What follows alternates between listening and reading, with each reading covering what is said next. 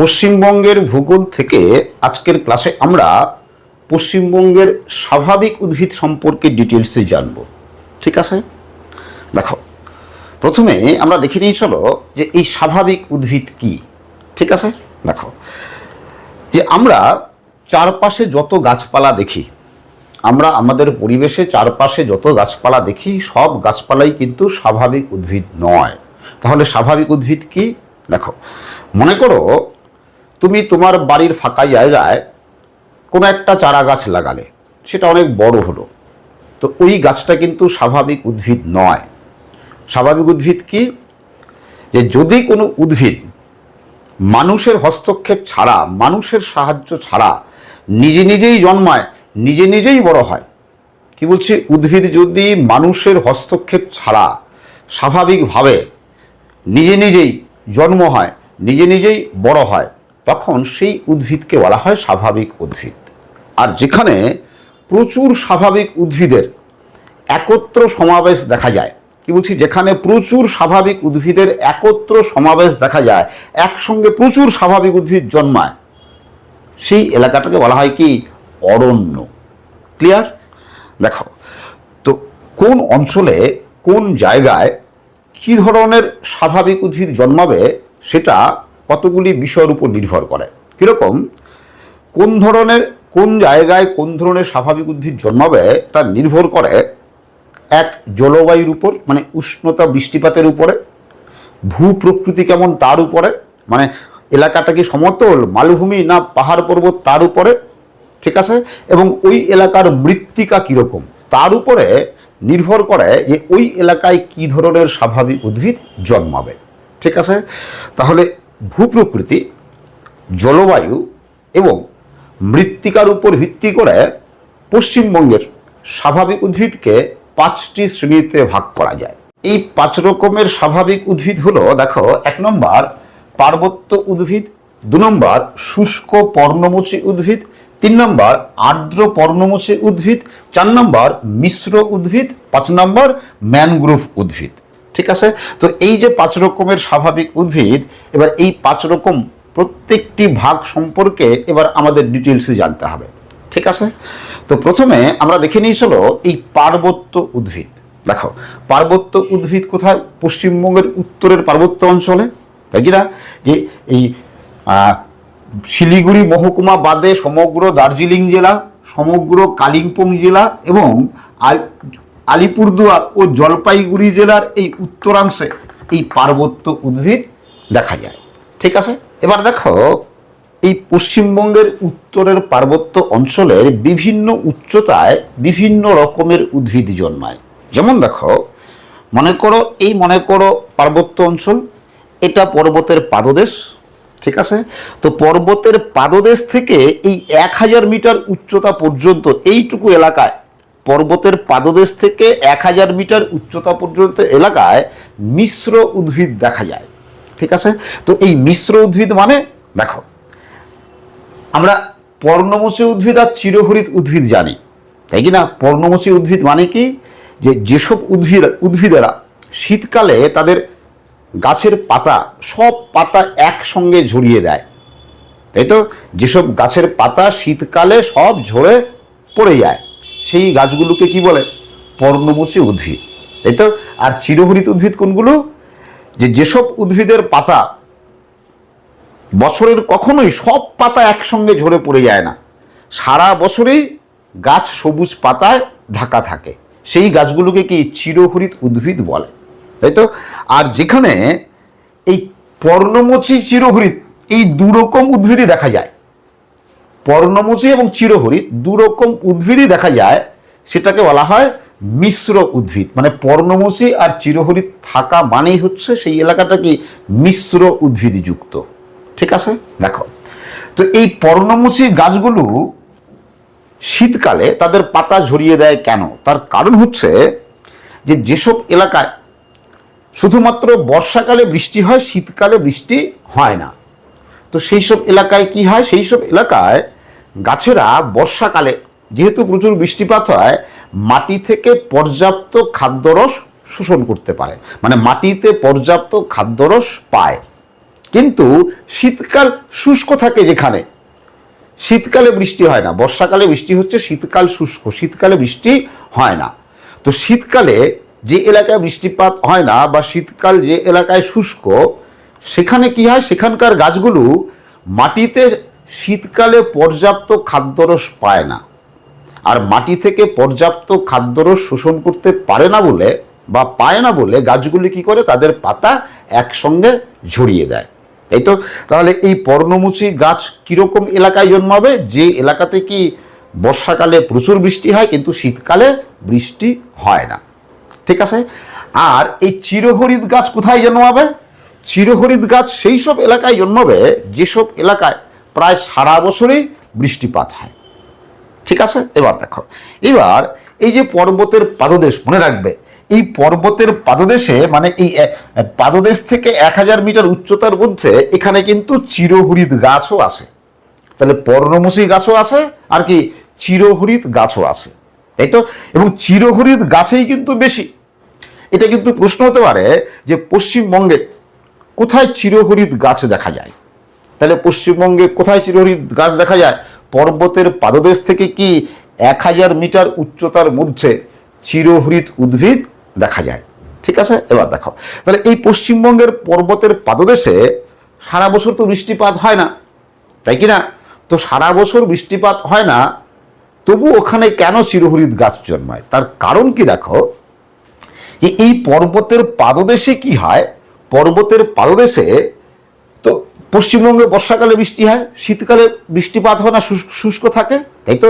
এবার বর্ষাকালের যে বৃষ্টির জল কি হয়, পর্বতের উঁচু অংশের বৃষ্টির জল কি, কিছু জল কি চুইয়ে কি বর্ষাকালে কিছু বৃষ্টির জল চুইয়ে অভ্যন্তরে প্রবেশ করে, তাই তো। এবার চুইয়ে অভ্যন্তরে প্রবেশ করে কি নিচের দিকে নামতে থাকে, তাই তো। ফলে এই পর্বতের পাদদেশে কি হয়, মানে শীতকালে বৃষ্টিপাত না হলেও কি হয় বলতো, মাটি ভেজা থাকে।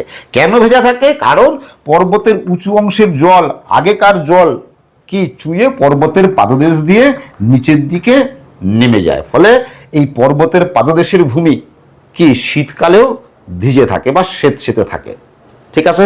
ফলে শীতকালেও এখানকার এখানকার উদ্ভিদগুলো বা গাছেরা কি শীতকালেও মাটি থেকে পর্যাপ্ত খাদ্যরস শোষণ করতে পারে। এই জন্য পর্বতের পাদদেশ থেকে 1000 মিটার উচ্চতার মধ্যে কি বলছে, চিরহরিৎ উদ্ভিদ জন্মায়, ঠিক আছে। কি কি উদ্ভিদ? এখানে গামার, চাপলাস, গর্জন, শাল, সেগুন, শিশু, এই গাছগুলো এই মিশ্র উদ্ভিদে বা পর্বতের পাদদেশ থেকে 1000 মিটার উচ্চতার মধ্যে জন্মায়। এরপর দেখো, এই 1000 থেকে 2000 মিটার উচ্চতার মধ্যে, কি বলছি, 1000 থেকে 2000 মিটার উচ্চতার মধ্যে এই নাতিশীতোষ্ণ পর্ণমোচী উদ্ভিদ জন্মায়। তাহলে পশ্চিমবঙ্গের পার্বত্য অঞ্চলের 1000 থেকে 2000 মিটার উচ্চতার মধ্যে কোন উদ্ভিদ জন্মায়? নাতিশীতোষ্ণ পর্ণমোচী উদ্ভিদ জন্মায়। এখান থেকে একবার WBCS পরীক্ষার প্রশ্ন ছিল যে পশ্চিমবঙ্গের পার্বত্য অঞ্চলের কত উচ্চতায় এই নাতিশীতোষ্ণ পর্ণমোচী উদ্ভিদ জন্মায়? তার উত্তর কি হবে? এই 1000 থেকে 2000 মিটার উচ্চতায়, ঠিক আছে। তো এই 1000 থেকে 2000 মিটার উচ্চতার মধ্যে okay, maple, birch, lauryl, older, এইসব নাতিশীতোষ্ণ পর্ণমোচী উদ্ভিদ জন্মায়। আবার দেখো, উচ্চতা যদি আরও বাড়ে, দেখো উচ্চতা আরও বাড়লে উচ্চতা বাড়ার সঙ্গে সঙ্গে কি উষ্ণতা আরও কমে, তাই তো। জলবায়ু আরও শীতল প্রকৃতির হয়, তাই তো। তো আরও শীতল জলবায়ুতে এই 2000 থেকে 3000 মিটার উচ্চতার মধ্যে 2000 থেকে 3000 মিটার উচ্চতার মধ্যে সরল বর্গীয় উদ্ভিদ জন্মায়। তাহলে পশ্চিমবঙ্গের পার্বত্য অঞ্চলের 2000 থেকে 3000 মিটার উচ্চতার মধ্যে সরল বর্গীয় উদ্ভিদ জন্মায়।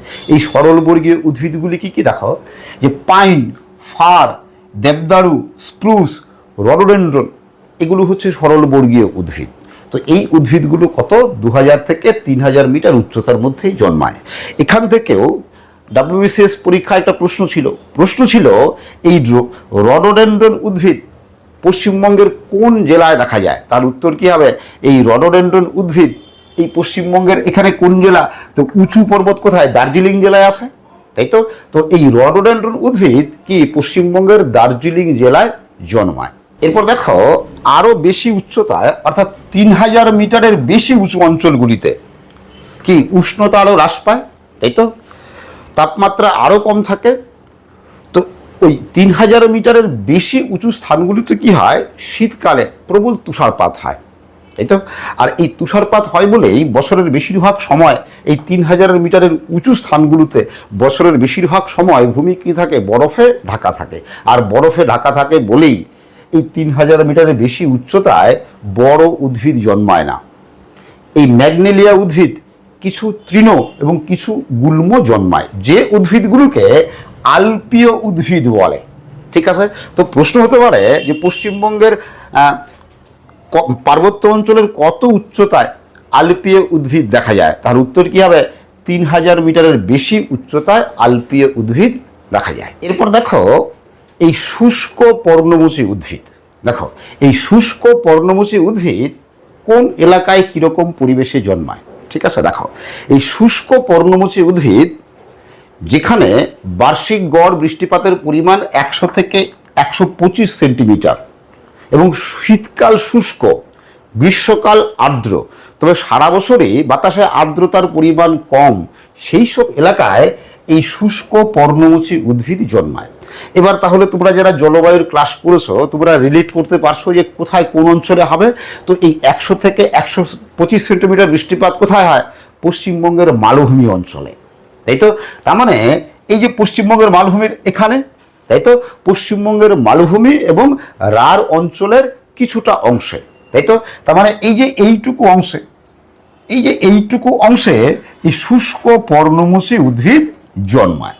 তাহলে কি হচ্ছে, সমগ্র পুরুলিয়া, বাঁকুড়া, বর্ধমান এবং বীরভূমের পশ্চিমাংশ, ঝাড়গ্রামের পশ্চিমাংশ, তাই তো, ঝাড়গ্রাম জেলার পশ্চিমাংশে এই শুষ্ক পর্ণমোচী উদ্ভিদ জন্মায়, ঠিক আছে। কি কি উদ্ভিদ, তো এই শাল, শিমুল, পলাশ, মহুয়া, বাবলা, কেন্দু, এগুলো হচ্ছে শুষ্ক পর্ণমোচী উদ্ভিদ, ঠিক আছে। তো এই উদ্ভিদগুলোকে এই পশ্চিমবঙ্গের মালভূমি অঞ্চলে জন্মায়, ঠিক আছে। দেখো এখান থেকেও WBCS পরীক্ষায় প্রশ্ন ছিল, একবার প্রশ্ন ছিল যে এই যে শাল গাছ কি জাতীয় উদ্ভিদ, তাহলে উত্তর কি হবে, শাল গাছ কি জাতীয় উদ্ভিদ, শাল গাছ শুষ্ক পর্ণমোচী উদ্ভিদ। আরেকবার প্রশ্ন ছিল যে পশ্চিমবঙ্গের কোন জেলায় শাল গাছ জন্মায়, 4টা জেলার নাম দেওয়া ছিল। তাহলে এখানে কি হবে, দেখো যদি পুরুলিয়া থাকে, অপশনে পুরুলিয়া থাকলে পুরুলিয়া সঠিক উত্তর, যদি বাঁকুড়া থাকে বাঁকুড়া সঠিক উত্তর, ঠিক আছে। বীরভূমের পশ্চিমাংশ সুতরাং বীরভূম থাকলেও সঠিক উত্তর, ঠিক আছে। কিন্তু যদি পুরুলিয়া, বীরভূম, বাঁকুড়া 3টাই থাকে তাহলে কি সেক্ষেত্রে কি করবে, পুরুলিয়াতে সবচেয়ে বেশি জন্মায়। এরপর দেখো এই আর্দ্র পর্ণমোচী উদ্ভিদ, দেখো এই আর্দ্র পর্ণমোচী উদ্ভিদ কীরকম পরিবেশে জন্মায়। দেখো যেখানে গ্রীষ্মকালীন বৃষ্টিপাতের পরিমাণ মানে বর্ষাকালীন বৃষ্টিপাতের পরিমাণ বা গড় বার্ষিক বৃষ্টিপাতের পরিমাণ 200 থেকে 300 সেন্টিমিটার, শীতকাল শুষ্ক এবং গ্রীষ্মকাল আর্দ্র, ওরকম এলাকায় এই আর্দ্র পর্ণমোচী উদ্ভিদ জন্মায়। তো এরকম বৃষ্টিপাতযুক্ত অঞ্চল পশ্চিমবঙ্গের কোথায় আছে, কোথায়, এই তরাই ডুয়ার্স অঞ্চল, কি তাই কিনা, এই যে তরাই ডুয়ার্স অঞ্চল, এই তরাই ডুয়ার্স অঞ্চলে এই আর্দ্র পর্ণমোচী উদ্ভিদ দেখা যায়, ঠিক আছে। কি কি উদ্ভিদ জন্মায় এখানে, সেগুন, শাল, শিশু, নিম, অর্জুন, জারুল, খয়ের, গামার, ঠিক আছে, এই সব গাছগুলো জন্মায়। তো মনে রাখবে এই তরাই ডুয়ার্স অঞ্চলে এখানে কিন্তু চিরহরিৎ গাছও জন্মায়, ঠিক আছে, কিছু চিরহরিৎ গাছও জন্মায়। এখান থেকেও WBCS পরীক্ষায় একটা প্রশ্ন ছিল এই যে নিম গাছ কি ধরনের উদ্ভিদ, তার উত্তর কি হবে, নিম গাছ আর্দ্র পর্ণমোচী উদ্ভিদ। এরপর দেখো এই মিশ্র উদ্ভিদ, তো এই মিশ্র উদ্ভিদ পশ্চিমবঙ্গের কোথায় জন্মায়, দেখো মিশ্র উদ্ভিদ পশ্চিমবঙ্গের সমগ্র সমভূমি অঞ্চলে জন্মায়, সমগ্র সমভূমি অঞ্চল জুড়ে মিশ্র উদ্ভিদ দেখা যায়, ঠিক আছে।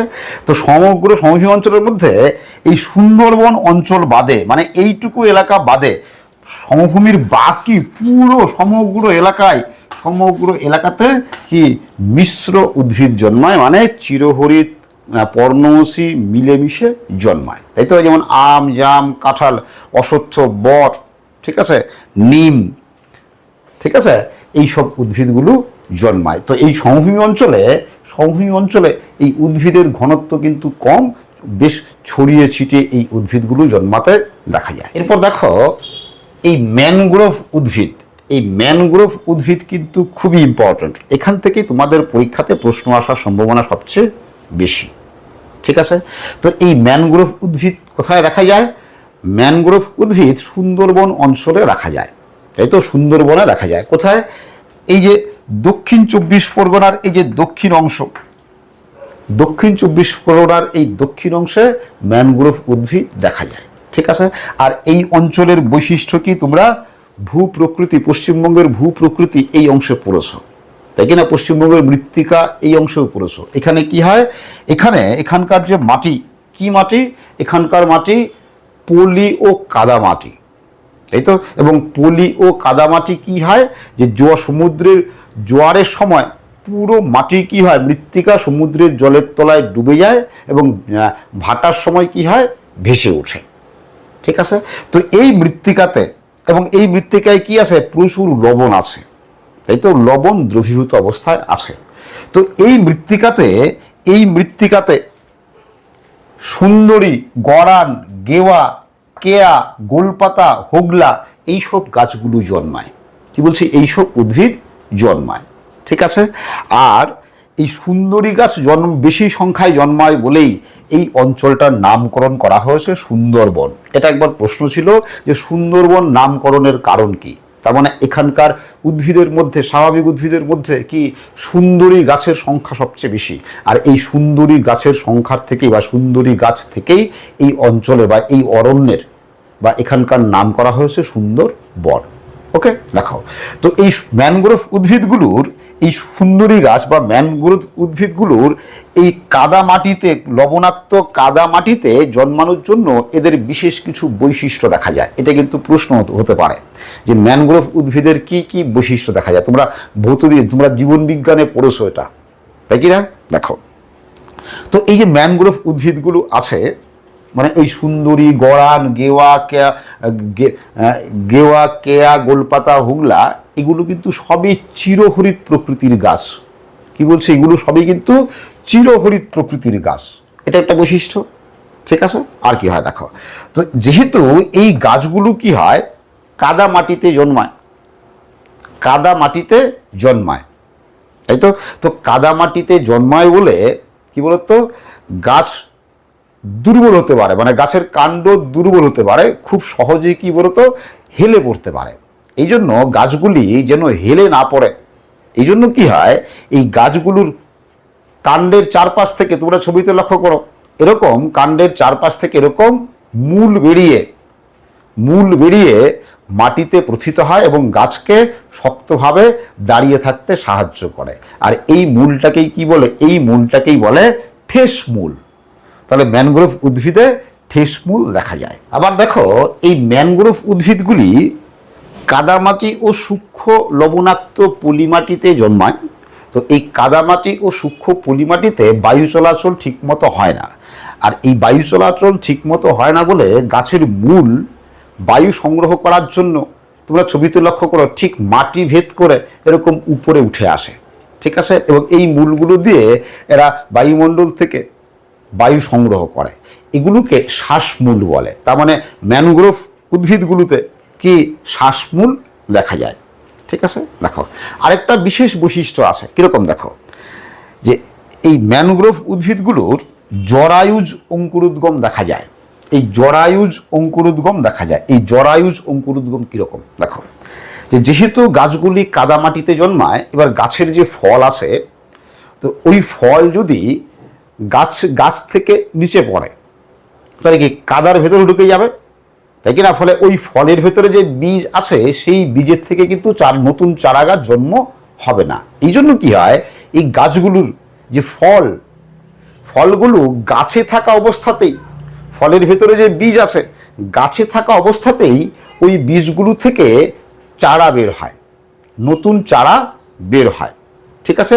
বীজের অঙ্কুরোদ্গম ঘটে যায়। তোমরা ছবিতে লক্ষ্য করো, ঠিক এরকম। তো এরকম অঙ্কুরোদ্গমকে জরায়ুজ অঙ্কুরোদ্গম বলে। আর এই জরায়ুজ অঙ্কুরোদ্গম কি ম্যানগ্রোভ উদ্ভিদে দেখা যায়, ঠিক আছে। আর এই যে সুন্দরবন শুধু যে পশ্চিমবঙ্গে আছে তা কিন্তু নয়, এই সুন্দরবন কিন্তু শুধুমাত্র পশ্চিমবঙ্গে সীমাবদ্ধ নয়। সুন্দরবন পশ্চিমবঙ্গ এবং বাংলাদেশ জুড়ে অবস্থান করছে, পশ্চিমবঙ্গ এবং বাংলাদেশের সমুদ্র উপকূলবর্তী এলাকা জুড়ে অবস্থান করছে। তো এই যে বৃহৎ এলাকা জুড়ে যে সুন্দরবন অবস্থান করছে, এই সুন্দরবন পৃথিবীর মধ্যে বৃহত্তম ম্যানগ্রোভ অরণ্য, পৃথিবীর বৃহত্তম ম্যানগ্রোভ অরণ্য। ওকে, আর এই সুন্দরবনকে ইউনেস্কো 1987 সালে ওয়ার্ল্ড হেরিটেজ সাইট নামে আখ্যা দেয়, ঠিক আছে। একবার WBCS পরীক্ষায় প্রশ্ন ছিল, এই সুন্দরবনকে এই ওয়ার্ল্ড হেরিটেজ সাইট নামে আখ্যা দেওয়া হয়েছিল কি জন্য? এই ম্যানগ্রোভ অরণ্যের জন্য, সুন্দরী গাছের জন্য, বাঘ সংরক্ষণের জন্য, না জীব বৈচিত্র্যের জন্য? মনে রাখবে, এই ওয়ার্ল্ড হেরিটেজ সাইট যে আখ্যা দেয় ইউনেস্কো, সেই আখ্যা দেয় কিন্তু জীব বৈচিত্র্যের জন্য, কারণ সুন্দরবন জীব বৈচিত্র্যে ভরপুর, ঠিক আছে। তো আশা করি তোমরা বুঝতে পেরেছো। আজকের ক্লাস আমি এখানেই শেষ করছি। তোমরা সবাই ভালো থাকবে, সুস্থ থাকবে, আবার দেখা হবে পরের ক্লাসে।